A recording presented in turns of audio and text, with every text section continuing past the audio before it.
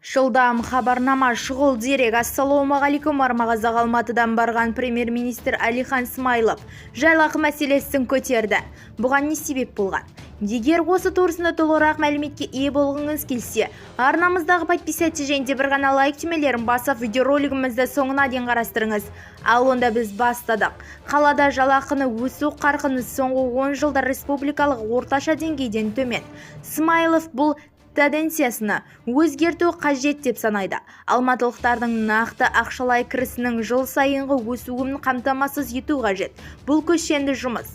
Енді алдымен жалақы жоғарғы жаңа жұмыс орындарын ашуға және инвестиция тартудың жоғарғы қарқынын сақтап қалуды көңіл бөлу керек деді премьер.